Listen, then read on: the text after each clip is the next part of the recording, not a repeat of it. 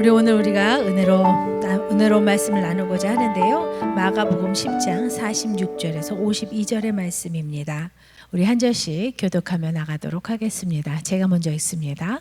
그들이 여리고에 이르렀더니 예수께서 제자들과 허다한 무리와 함께 여리고에서 나가실 때에 디메오의 아들인 맹인 거지 바디메오가 길가에 앉았다가 나사렛 예수시란 말을 듣고 소리질러 이르되 다윗의 자손 예수여 나를 불쌍히 여기소서 하거늘 많은 사람이 꾸짖어 잠잠하라 하되 그가 더욱 크게 소리질러 이르되 다윗의 자손이여 나를 불쌍히 여기소서 하는지라. 예수께서 머물러 서서 그를 부르라 하시니 그들이 그 맹인을 부르며 이르되 안심하고 일어나라 그가 너를 부르신다 하매 맹인이 겉옷을 내버리고 뛰어 일어나 예수께 나아오거늘 예수께서 말씀하여 이르시되 네게 무엇을 하여 주기를 원하느냐. 맹인이 이르되 선생님이여 보기를 원하나이다. 함께 있습니다. 예수께서 이르시되 가라 네 믿음이 너를 구원하였느니라 하시니 그가 곧 보게 되어 예수를 길에서 따르니라. 아멘. 오늘 앞이 캄캄한 한 사람이 등장하게 됩니다. 그가 얼마나 오랜 시간 캄캄한 인생을 살았는지는 잘 알 수 없습니다. 그러나 말씀을 유추해 볼 때 그가 아주 힘든 인생을 살았다는 것만큼은 아주 잘 알고 있습니다. 그 남자의 이름은 바디메오고 성경에서는 그를 이렇게 소개하고 있습니다. 디메오의 아들, 맹인, 거지, 바디메오. 성경에서 인물을 소개할 때 이렇게까지 비참하게 소개하는 장면은 흔치 않습니다. 사실 바디메오를 소개한 이 성경은 비참해도 좀 심각할 정도로 비참합니다. 그를 앞이 보지 못하는 맹인이자 남에게 도움을 받아야 하는 거지라 말하고 있습니다. 더욱이 그의 이름을 바디메오라 말하고 있는데 이 바디메오란 이름이 실명인지는 확실히 알 수 없습니다. 왜냐하면 바디메오라는 이름 뜻 자체가 디메오의 아들이라는 뜻을 가지고 있기 때문입니다. 더욱이 디메오라는 이름 뜻 또한 실제 사람 이름일 수도 있지만 이 디메오, 티메오, 이 티메라는 단어의 뜻은 불결한, 부정한, 불명예스러운 이라는 뜻을 가지고 있습니다. 즉, 이 모든 것을 종합해 볼 때 성경이 소개하고 있는 바디메오는 맹인이자 거지요, 불결하고 부정한 사람이란 소리입니다. 그가 부정한, 불결한 아들이라 불린 이유는, 그리고 그가 거지로 살 수밖에 없었던 이유는 아마 그가 맹인이었을 것이기 때문입니다. 당시 사회에서는 장애를 갖고 있는 사람을 하나님께 저주를 받은 것이라 생각되었습니다. 즉, 바디메오가 앞을 보지 못했기 때문에 그의 부모가 부정한 자로 여겨져 바디메오를 부정한 자의 아들이라고 불렸을 수 있습니다. 혹은 바디메오 본인이 죄를 지어서 불경하기 때문에, 그가 죄를 지어서 부정한 자가 되었기 때문에 그냥 그를 부정한 자라고 불렀을 수도 있습니다. 어찌되었건 이 모든 것은 상처입니다. 우리가 알다시피 맹인은 귀가 참 잘 발달해 있습니다. 바디메오는요, 그 발달한 귀로 들었던 소리는 저주받았던 사람이라는 것입니다. 그 발달한 귀로 그가 자주 들었던 그 이야기는 불경한 아들이라는 소리입니다. 즉, 바디메오에게 스스로가 바디메오라 불리는 것은 비참한 상처입니다. 캄캄한 세상에서 사는 것도 서러운데 그 캄캄한 세상에서 산다는 이유로 자신의 부모가 자신이 부정한 사람이라는 손가락질을 받아야 한다는 것, 캄캄한 세상에 사는 것도 아픈데 자신 때문에 많은 사람들이 부모님에게 손가락질을 한다는 것을 경험해야 한다는 것, 그것만큼 비참한 것도 없습니다. 단지 앞이 캄캄했기 때문에 사람들이 그에게 손가락질합니다. 단지 앞이 캄캄했기 때문에 앞을 꿈꾸고 싶어도 보질 못하고 도움을 받기 싫어도 도움을 받아야 합니다. 단지 앞이 캄캄했기 때문에 그는 비참하고 비굴해도 길가에 앉아 웃으며 구걸을 했어야 합니다. 저는 살면서 눈앞이 캄캄해지는 순간들을 경험한 적이 있습니다. 예상하지 못한 사건으로 인해서, 깊게 생각하지 못하고 선택했던 일들로 인해서, 몰아치는 그 후폭풍으로 인해서 눈앞이 캄캄한 일을 경험한 적이 있습니다. 몰아치는 일들은 감당이 안 되고 어디서부터 잘못된 것인지 스스로와 세상과 시스템을 원망하며 살았던 시간들이 있습니다. 도대체 이게 왜 그런 건지, 심지어 우리 부모님이 조금만 더 잘났다면, 경제적으로나 상황적으로 좀 상황이 조금 더 괜찮은 부모님이었다면 이렇게 캄캄한 인생을 안 살아도 되는 건 아닌가, 부모님을 원망하기도 했고, 그것 또한 또 비참한 일이라 스스로의 가슴을 치며 힘들어했던 시간들을 보낸 적이 있습니다. 또 사람들은요, 이 상황에 대해서 쉽게 얘기합니다. 자신들의 말이 얼마나 상처가 되는지 모르고 쉽게 내뱉습니다. 어쩔 수 없는 일이야, 너가 초래한 일이야, 세상은 다 그런 거야, 심지어 회개해봐 라는 말까지 던집니다. 바꿀 수 없고 돌이킬 수 없어 캄캄한 시간 속에서 수없이 많은 생각이 들어도, 수없이 고민을 하고 좌절하고 넘어져도 살아야 하기에 바디메오가 길가에 나가듯 그 캄캄함 속에 울음을 감추고 도움을 구하러 다녀야 했던 적이 있습니다. 사랑하는 성도 여러분, 우리 인생이 늘 밝은 길만 있다면 참 좋겠지만 우리는 때로 바디메오가 되기도 합니다. 인생의 성공가도를 달리고 있다가 예상하지 못했던 질병으로 인해서, 아팠던 그 사건으로 인해서, 사업에 예상하지 못한 문제, 관계, 누구도 몰랐던 재해, 바이러스로 인해서 우리는 앞이 캄캄해지는 순간을 맞이하게 됩니다. 그리고 어쩌면 이 시간 그 앞이 캄캄한 현실 속에 살아오고 계신 성도님이 계신지도 모르겠습니다. 사랑하는 성도 여러분, 이럴 때 어떻게 해야 될까요? 캄캄한 현실, 보이지 않는 미래, 어떻게 나가야 될지도 모르는, 그저 울 수밖에 없는 이 힘든 상황 속에서 우리는 어떻게 해야 될까요? 오늘 말씀을 나눌 때 그 캄캄했던 한 남자가 어떤 모습을 취했는지, 그리고 주님은 그에게 어떤 일을 이루셨는지 우리가 함께 살펴보며 빛을 찾길 간절히 소망합니다. 오늘 이 시간 어둠을 뚫는 앞이 캄캄했던 자의 이야기가 이젠 나의 이야기 되어 나도 앞을 보고 빛을 찾는, 빛을 나눠주는 거룩한 그 비결을 배우길, 그 믿음을 우리가 소유하는 시간 되기를 간절히 소망합니다. 또 언젠가 우리 눈앞에 캄캄한 순간이 찾아왔을 때, 그때 이 말씀이 빛이 나는 힘이 되어서 그 어둠을 뚫는 힘이 되기를 간절히 소망합니다. 오늘의 말씀을 통해서 우리가 믿음의 자세를 배우고, 그 믿음의 자세가 어둠을 뚫고 우리의 삶을 광명 가운데 이끄는 귀한 말씀 되기를 간절히 소망합니다. 함께 46절, 47절 말씀을 읽겠습니다. 그들이 여리고에 이르렀더니 예수께서 제자들과 허다한 무리와 함께 여리고에서 나가실 때 디메오의 아들인 맹인, 거지, 바디메오가 길가에 앉았다가 나사렛 예수라는 말을 듣고 소리질러 이르되 다윗의 자손 예수여 나를 불쌍히 여기소서 하거늘. 참 은혜인 것은요, 하나님의 은혜는, 하나님을 향한 믿음을 가질 수 있는 그 능력은 인생의 굴곡 여부에 상관없이, 지금 내가 부유하나 빈곤하나, 내가 아픔을 가지고 있나 가지고 있지 않나, 모든 인생 가운데 동일하게 주어진다는 것입니다. 우리가 방금 읽은 말씀 보면 캄캄한 인생을 살고 있었던 그 바디메오에게 하나님을 향한, 예수님을 향한 믿음이 있었음을 알 수 있습니다. 어떻게 알 수 있냐면, 그가 예수님이 지나간다는 소리를 들었을 때 예수님을 향하여 다윗의 자손 예수여 라고 부르짖었기 때문입니다. 모든 유대인들에게 다윗의 자손이라는 표현은 바로 그리스도라는 표현입니다.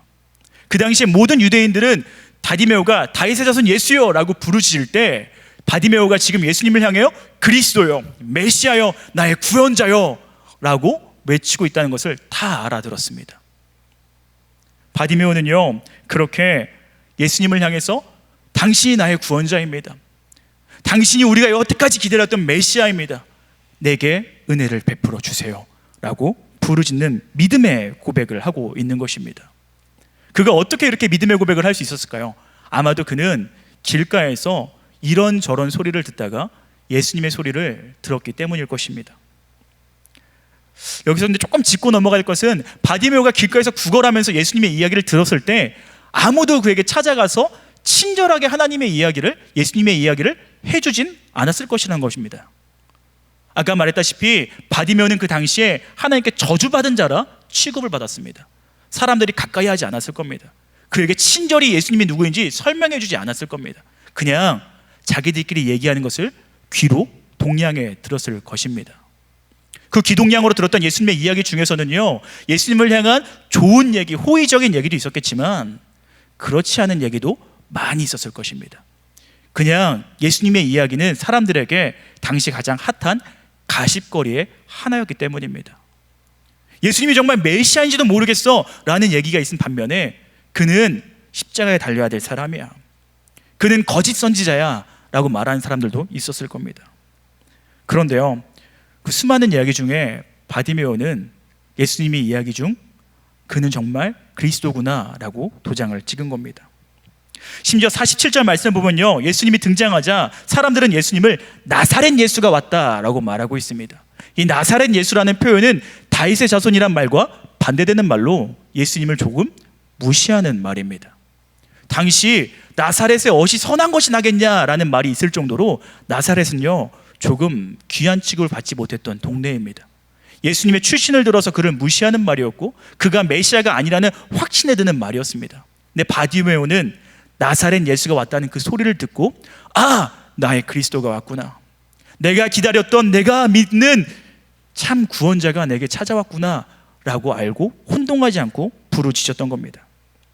그는 친절하지 않은 수많은 소리들, 예수님을 향한 수많은 평가들을 들으며 다른 것을 다 내려놓고 오직 예수님만이 나의 구원자라는 믿음의 확신을 가졌던 것입니다.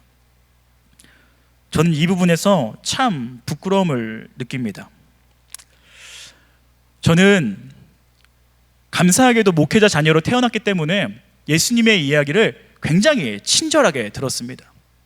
어릴 때부터 저에게 예수님의 이야기는 가까운 이야기였고 저에게 잘 설명해 주기 위한 선생님들과 전도사님들과 목사님들, 저희 부모님이 있었습니다. 예수님이 어떤 분인지, 우리를 위해 무엇을 했는지 하나하나 쉽게 깊이 있게 잘 설명해 주었습니다. 그런데 제가 어떻게 했을까요? 저에게 찾아와 친절하게 설명해 주는 그들, 아무도 예수님을 욕하지 않았습니다. 다 친절하게 설명해 줬습니다. 그런데 저는요, 그럼에도 불구하고 하나님이 정말 살아계시면 이러면 안 되지, 하나님이 정말 살아계시다면 나에게, 우리 집안에, 이 상황 가운데 이렇게 역사하시면 안 되지 라는 깊은 불만을 가지고 있었습니다. 하나님을 원망하며 하나님을 믿지 못한 시간을, 그 방황의 시간을 꽤 오랫동안 보냈습니다. 그런데 바디메오는요, 장애를 가지고 있었기 때문에 당시 회당에, 그러니까 교회에도 가지 못했고 누구도 그에게 친절한 설명을 하지 않았는데 그는 귀 동량으로 들었던 예수님의 이야기만 듣고도 믿음을 가졌다는 것입니다. 심지어 수많은 이들 앞에서 주는 그리스도계셔 하나님의 아들이라는 그런 고백을 할 수 있을 정도로, 다윗의 자손이라는 그 고백을 했을 정도의 믿음을 소유했다는 것입니다. 더 부끄러운 건 사실 아시다시피 하나님을 원망하고 저주하고 방황해야 했던 건 사실 바디메오입니다. 하나님이 내게 이렇게 하셨다라는 소리를 매일 들었습니다. 넌 하나님께 저주받아서 보지 못하는 거야. 넌 하나님께 저주받아서 거지로 살 수밖에 없는 거야. 넌 하나님께 저주받았기 때문에 너의 부모가 부정한 자라는 소리를 듣는 거야 라는 소리를 자주 들어야 했습니다. 그럼에도 불구하고 바디메오는 믿음을 소유했다는 것입니다. 아마 마음 가운데 많은 일들이 있었을 것입니다. 하나님, 도대체 제게 왜 이런 일을 행하시는 거죠? 하나님, 왜 이런 상황을 가는 것인 거죠? 내 안에 어떠한 죄가 있나요? 생각나는 죄, 생각나지 않는 죄, 모든 죄를 하나님께 회개하면서 나갔을 것입니다. 부모의 죄까지 모든 걸 다 회개하면서 다 나갔을 그런 모든 시도를 했을 겁니다. 그럼에도 바디메오는 여전히 캄캄한 인생을 살고 있는 겁니다. 그럼에도 바디메오는 여전히 조금도 나아지지 않는 삶을 살았을 것입니다. 그런데도 그는 예수님의 이야기를 들었을 때 원망하거나 화내거나 오히려 그를 저주하는 것이 아니라 불쌍히 여겨달라고 말하고 있습니다. 누군가에게는 가십거리일지 모르는 예수님의 이야기는 그의 소망이 되었습니다. 그냥 떠도는 가십거리처럼 여겨졌던 그 예수님의 이야기는 그에게 캄캄한 상황을 열어줄 빛의 문이 되었습니다. 사랑하는 성도 여러분, 우리는 우리 삶 속에서 무슨 소리를 듣고 무슨 소리를 취하며 무슨 소리에 소망을 담고 있으신가요? 우리가 바디메오를 통해 배워야 될 첫 번째 자세는 이 귀를 하나님 앞에 맞추는 것입니다. 나의 상황과 나의 판단과 다른 것을 다 내려놓고 오로지 그 말씀에 내 귀를 맞추는 것입니다. 우리의 현실이 우리를 가로막는 문제가 너무 견고해 보이고 막막하고 캄캄하다 할지라도 하나님이 하나님 되심을 인정할 수 있도록 우리의 귀를 오직 하나님의 소리에만 맞추는 겁니다. 계속해서 바디메오를 살펴보면요, 오늘 예배자들이 그의 모습 속에서 배워야 할 믿음의 자세가 계속해서 나오게 됩니다. 사실 저는 성경 인물 중에 가장 닮고 싶은 인물을 뽑으라 할 때 바울도 아니고 베드로도 아니고 이 바디메오를 말할 때가 굉장히 많이 있습니다. 왜냐하면요, 그는 이런 내부적 고통에서도 또 외부적 고통에서도 굴하지 않고 끝까지 하나님께 부르짖었던 사람이기 때문입니다. 함께 48절 말씀 읽겠습니다. 많은 사람이 꾸짖어 잠잠하라 하되 그가 더욱 크게 소리질러 이르되 다윗의 자손이여 나를 불쌍히 여기소서 하는지라. 바디메오가 부르짖자 많은 사람이 꾸짖어 잠잠히 하라고 말하고 있습니다. 이 꾸짖다는 말이 성경에서 굉장히 점잖게 표현된 것인데요, 언어적으로 보자면은 이렇습니다. 비난하고 책망하고 엄격하게 따지며 조용히 하라고 하는 것입니다. 엄격하게 따지며 책망하고 비난하고 욕하며 그에게 입을 다물라고 말하고 있는 것입니다. 사람들이 바디메오를 책망합니다. 꾸짖습니다. 그 이유는 장림 주제에 큰 소리로 말하고 있었기 때문일 것이며, 그리고 무엇보다 예수님을 다윗의 자손이라 말했기 때문일 것입니다. 거기에 있었던 허다한 무리들, 많은 사람들은 예수님에게 다윗의 자손이라 말하는 것에 언짢음을 느꼈을 것입니다. 감히 유명하다고 붙일 수 있는 표현이 아니기 때문입니다. 보지도 못하는 자가, 하나님께 저주받은 자가 그리스도라는 표현을 아무것도 모르고 붙인다는 것에 사람들은 화를 냈던 것입니다. 책망했던 것입니다. 그러나 바디메오는 보지 못했지만 예수님의 진정함을 보았던 것이죠. 살면서 우리는 예수님을 주로 고백하기에 비난을 받을 때가 있습니다. 살면서 우리는 크리스천이라는 이유 하나만으로 책망을 받을 때가 있습니다.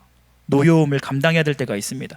그럴 때 움츠려 드는 것은 당연합니다.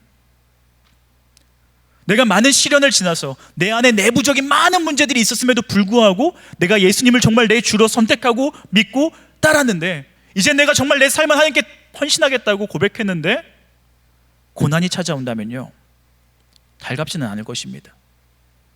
하나님, 이건 조금 문제가 있는 거 아닌가요?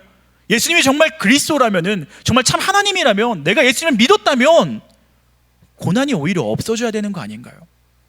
오히려 평안이 찾아와야 되는 거 아닌가요? 기쁜 일들이 넘쳐나야 되는 거 아닌가요? 그런데 왜 오히려 고난이 찾아오는 거죠? 왜 상황은 계속해서 어려워지는 거죠? 외부적 갈등은 왜 계속해서 일어나는 거죠? 지금 바디메오가 그런 상황입니다. 내부적으로 오히려 예수님을 따르지 않고 예수님을 원망하고 도망갈 수 있는 상황에서 예수님을 그리스도로 믿고 고백합니다. 그런데 주변 사람들이 조용히 하라고 그를 꾸짖기 시작합니다. 혼내기 시작합니다. 이때 바디메오가 어떻게 하죠? 더욱 크게 소리질러 이르되 다윗의 자손 예수여 나를 불쌍히 여기소서. 한 번 더 주목하고 짚고 싶은 거는요, 바디메오가 장님이라는 사실이에요. 이게 무슨 말이죠?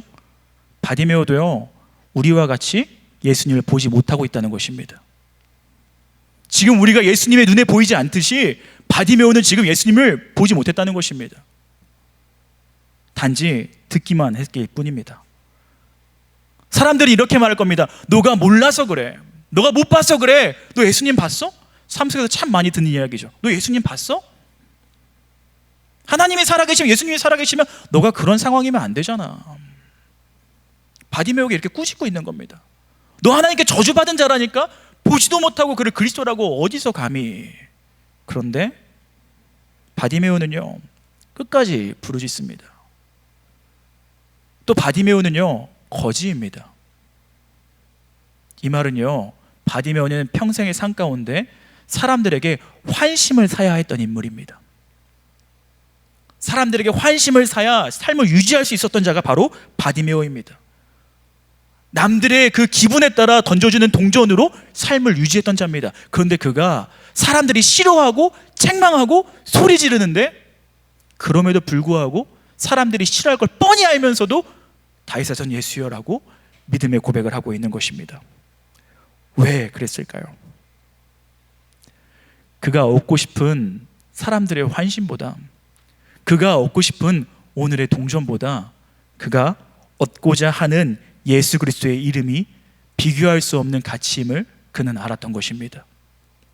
비록 상황은 캄캄하나, 비록 아픔 보이지 않으나 무엇이 가치 있는 인생인지, 무엇이 가장 소중한 것인지 그는 알았던 것입니다. 사랑하는 성도 여러분, 내부적으로 많은 갈등이 있고 외부적으로 많은 공격이 있을지 모릅니다. 그러나 간절히 소망하는 건 정말 우리 인생 가운데 무엇이 가장 가치 있는 것인지 잊지 않는 저와 여러분 되길 간절히 소망합니다. 우리가 어떠한 상황 가운데 서는지 끝까지 예수님께 부르짖기를 간절히 소망합니다. 심지어 다음의 장면을 좀 살펴보면 더 심각한 상황이 나오긴 하는데, 그럼에도 불구하고요, 이 심각한 상황은 뭐냐면요, 예수님이 바디메오에게 찾아가지 않으셨다는 사실입니다. 말씀을 잘 보게 되면요 조금 이상합니다. 예수님이요 바디메오에게 찾아가지 않고 있습니다. 그에게 확실한 믿음이 있습니다. 내부적으로나 외부적으로 어떠한 고난에도 예수님을 향해 부르짖을 만한 확고한 믿음이 있습니다. 그런데 예수님이요 그 바디메오를 향해 걸어가지 않고 있는 거예요. 조금 이상하지 않나요? 성경을 보게 되면요 수없이 아픈 자들, 귀신 들려 쩐다들, 믿음이 연약한 자들에게 예수님은요 먼저 찾아가십니다. 그들의 마음을 위로하시고 만지시며 깨끗게 하십니다. 그런데 오늘은 이상하게 확실한 믿음을 갖고 있음에도 불구하고 예수님이 그를 거들떠도 안 보는 것 같은 느낌이 받습니다. 찾아가지 않으시는 거예요. 혹시 이런 경험을 해보신 적이 있으신가요? 내 안에 믿음도 있고 기도도 하는데 하나님이 나에게는 찾아오지 않는 겁니다. 내 안에 예수님은 참 하나님이라는 확고한 믿음이 있는데 찾아오지 않는 거예요. 더 비참한 거는요, 바디메오가 지금 예수님께 뭘 말하고 있죠? 다른 걸 말하고 있는 것이 아닙니다. 그죠? 불쌍히 여겨달라는 것입니다. 불쌍히 여겨달라고. 예수님, 내가 주님이 하나님이심을 압니다. 그리스도인 것을 압니다. 나의 구원자인 것을 압니다. 그러니 나를 불쌍히 여겨주세요. 불쌍히 여겨주세요. 상황은 점점 더 힘들어집니다.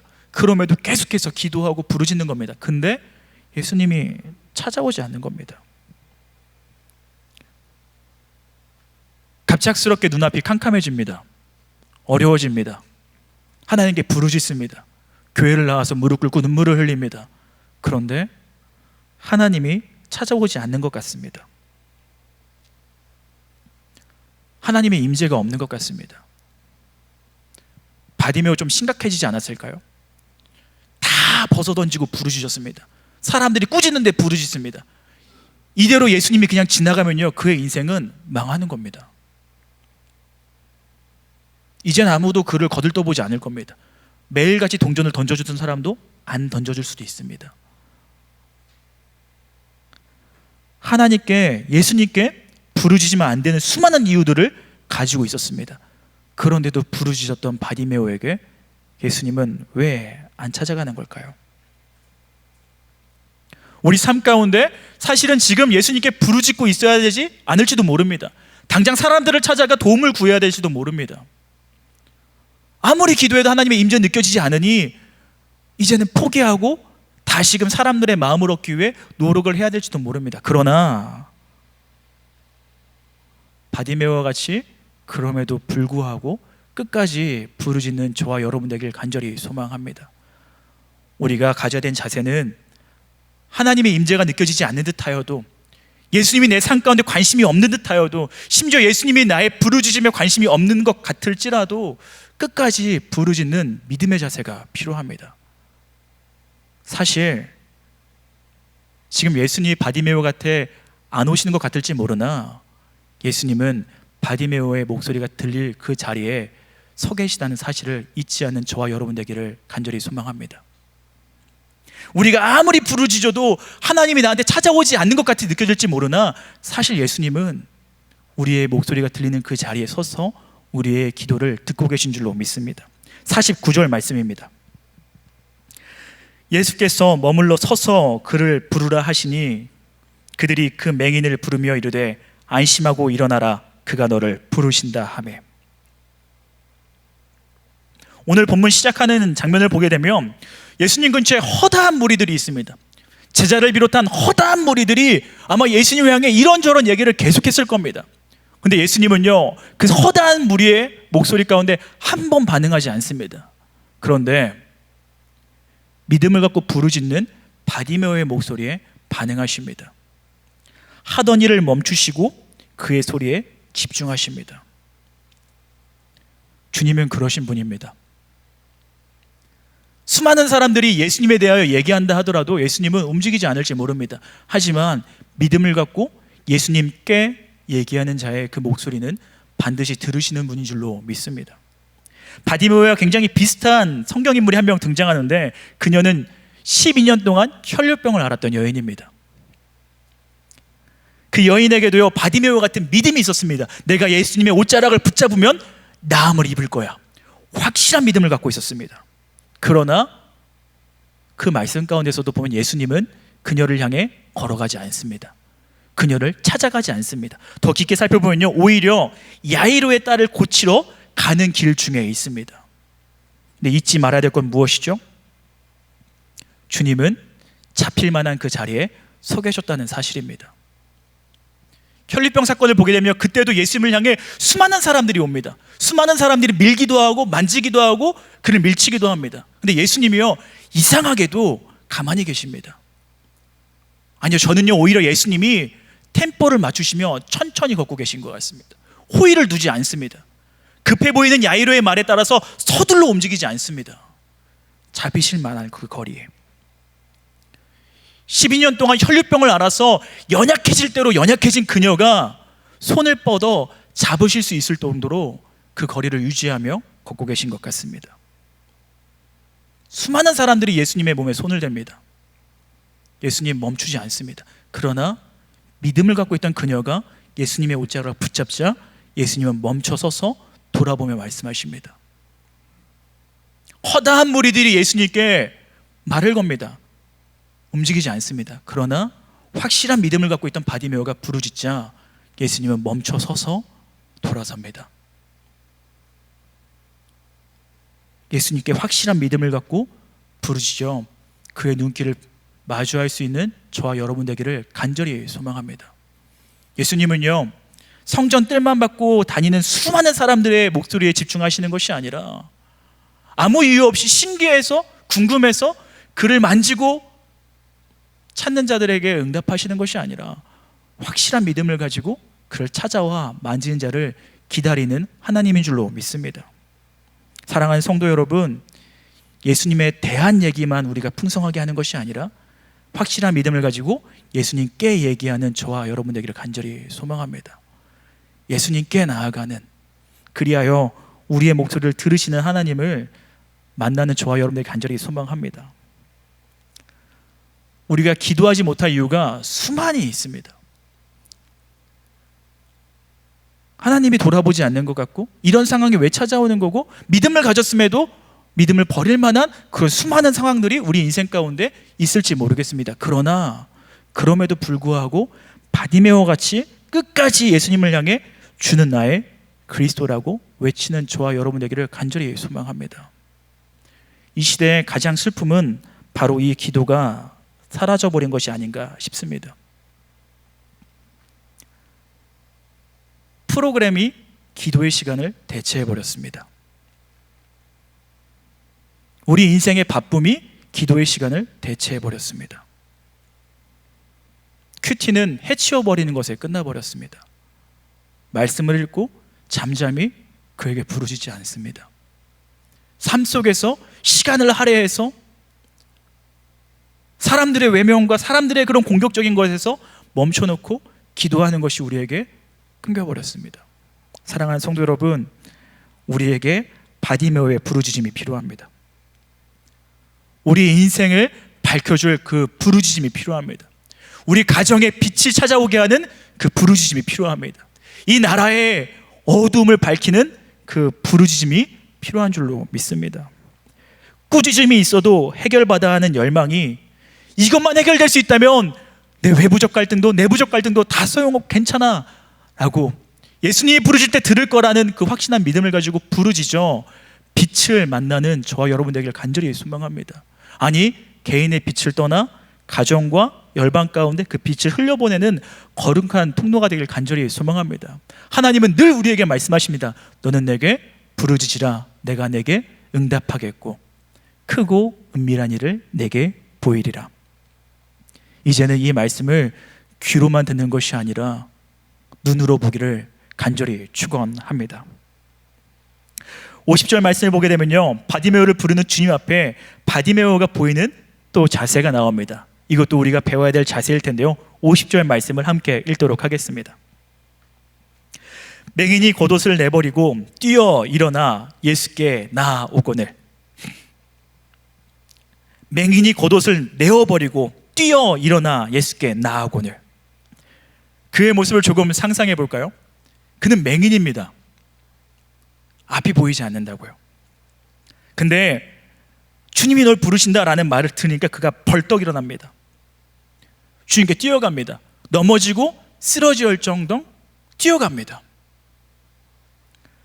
저는 이 레이스를 자주 상상합니다.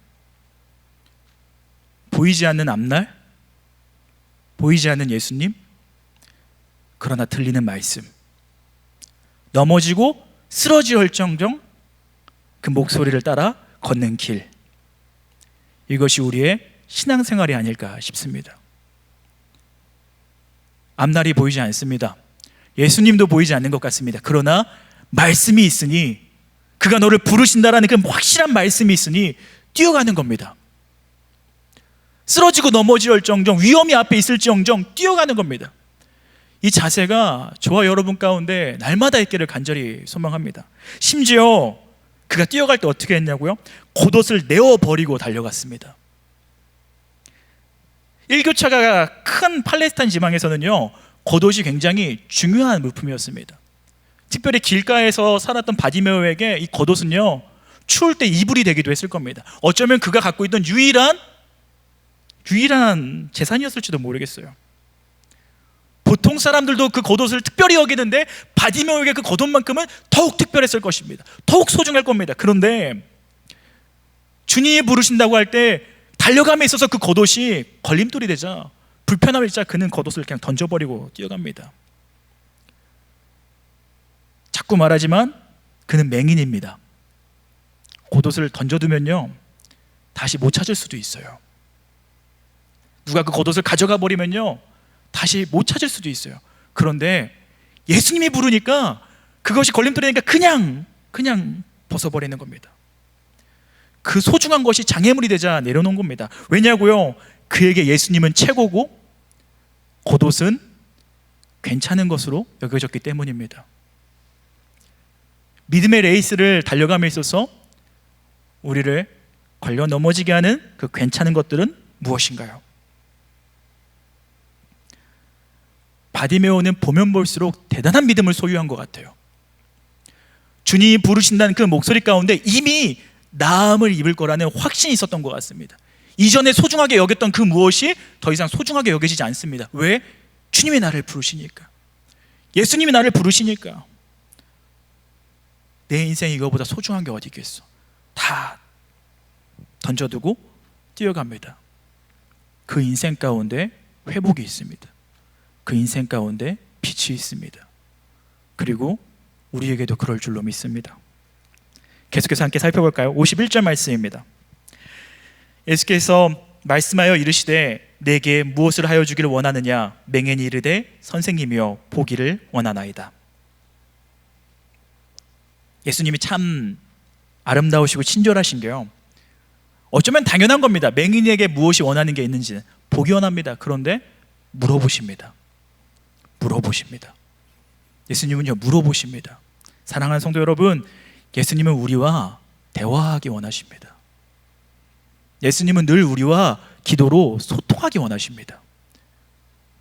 바디메오가 부르짖자 오라고 말씀하시고 오니까 무엇을 원하냐고 소통하기 원하십니다. 어린아이는 부모가 원하는 것이 무엇이냐고 물어볼 때 원하는 걸 막 말합니다. 부모에게 어떠한 능력이 있는지 사실은 판단하지 않고 그냥 원하는 걸 순수한 마음에 다 말합니다. 부모라면 들어줄 거라 생각하기 때문이죠. 근데 참 신기한 거는요, 아이들이 나이가 들면요, 부모를 판단하기 시작합니다. 이건 안 해줄 수도 있어, 이거는 못 해줄 수도 있어. 심지어 염치라는 게 조금 생겨서요, 자신이 한 짓이 있기 때문에 솔직하게 원하는 걸 말하지 못하기도 합니다. 더 슬픈 건 물어보는 부모에 대한 기대감이 없어 입을 다무는 것입니다. 우리는 어떠신가요? 탕자 이야기 보면요, 전 그렇게 생각해 봅니다. 탕자가 만약 어린아이였다면 기다리는 아버지에게 뛰어가서 울며 불며 잘못했다고, 내가 다시는 이런 일을 하지 않겠다고 이렇게 말했을 것 같습니다. 그런데 탕자는요, 조금 나이가 있었던 것 같습니다. 염치라는 게 있었던 것 같아요. 사업을 일으켰다가 무너져도 봤으니 인생에 쓴 경험도 그에게 있었을 겁니다. 그러니까 아버지에게 찾아가 이렇게 말하는 겁니다. 그냥 종 중에 하나로 여겨주세요. 종 중에 하나로 여겨주세요.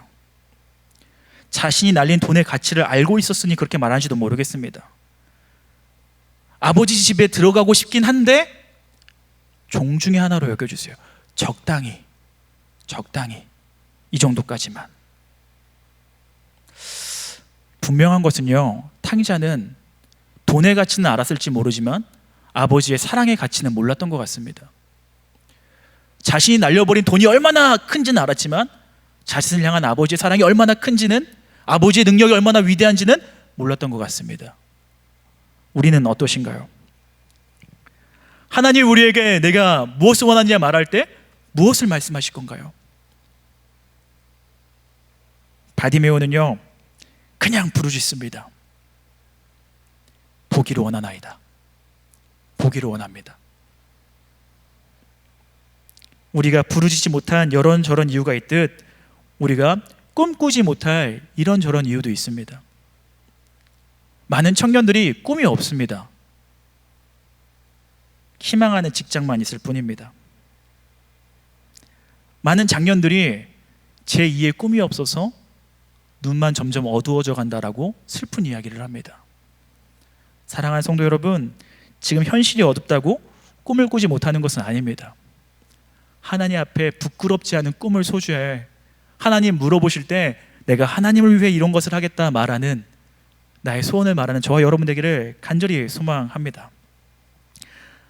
오늘의 정점은 바로 52절 말씀입니다. 함께 읽겠습니다. 예수께서 이르시되 가라, 내 믿음이 너를 구원하였느니라 하시니 그가 곧 보게 되어 예수를 길에서 따르니라. 예수님은요, 가라라고 말합니다. 내 믿음이 너를 구원하였다며 그에게 이제 자유가 있음을 선포하십니다. 가라, 너가 구원받았다. 사랑하는 성도 여러분, 그 소원을 이루었고 그 자유함을 명받았던, 가라라는 말씀을 들었던 바디메오는 어떤 선택을 했죠? 예수님을 따르기로 선택합니다. 그는 눈을 뜨고 캄캄한 현실을 벗어나서 했던 행동은 이 생 가운데 가장 가치 있는 일을 선택했습니다. 그 인생 가운데 자유가 없었을지 모릅니다. 인생이 캄캄했으니까요. 이것을 하고 싶고 저것을 하고 싶고 이것도 하고 싶고 수많은 하고 싶은 것들이 있었지만 인생이 캄캄해서 다 하지 못했을 겁니다. 그에게 드디어 자유가 주어졌습니다. 그에게 드디어 선택할 수 있는 능력이 주어졌습니다. 그때 바디메오가 선택한 것은 예수님을 따르는 일이었습니다. 왜? 바디메오에겐 확실한 믿음이 있었기 때문인 것 같습니다. 그저 예수님을 성능 좋은 치료자 정도로 여기는 것이 아니라 그는 참 그리스도라는 것, 인간의 삶 가운데 가장 가치 있는 것은 바로 그를 따르는 것이라는 확실한 믿음이 그에게 있었기 때문인 것 같습니다. 사랑하는 성도 여러분, 캄캄한 현실을 벗어나 가장 가치 있는 일에 우리 인생을 걸기를 간절히 소망합니다. 캄캄한 인생을 겨우 벗어났는데 다시 캄캄해지는 일을 찾지 않기를 소망합니다. 늘 빛과 함께 걷는 저와 여러분 되기를 간절히 소망합니다. 어쩌면 바디메오가 캄캄한 인생을 벗고자 했던 이유는 보다 나은 삶을 위해서, 사람들 앞에 떳떳한 삶을 위해서, 불결한 자, 부정한 자라는 이름을 벗어버리기 위해서라기보다 처음부터 그리스도를 따르기 위해서였는지도 모르겠습니다.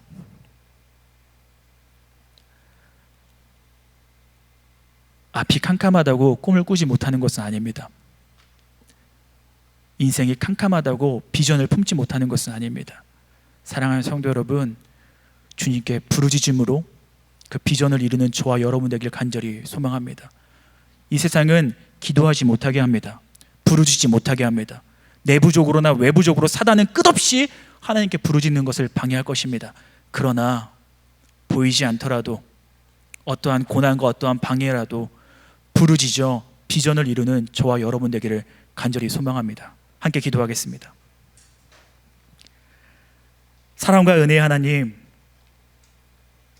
현실이 캄캄해도 부르짖을 수 있게 하심에 감사합니다. 앞이 보이지 않고 막막한 현실에서 그러나 부르짖을 수 있음에 감사합니다. 주님, 기도할 수 있음에 염려하지 않겠습니다. 기도할 수 있음에 절망하지 않겠습니다. 기도할 수 있음에 오늘도 주 앞에 나아가겠습니다. 다윗의 자손 예수여, 우리를 불쌍히 여겨 주옵소서. 주님, 당당한 믿음을 아버지 허락하여 주옵시고 세상의 침수와 막막한 현실에도 전능하신 주를 바라보며 기도의 끈을 굳게 잡아 부르짖어 일어날 수 있는 믿음을 허락하여 주옵소서. 부르짖을 때 일어나는 큰 일을 이제는 귀로만 듣는 것이 아니라 보게 하여 주옵소서. 오늘도 우리의 부르짖음을 들으시며 이를 이루시는 하나님을 기대하오니 속히 우리 가운데 응답하여 주옵소서. 그렇게 하실 주님을 믿사오며 빛으로 인도하시는 우리 주 예수 그리스도의 이름으로 기도합니다. 아멘.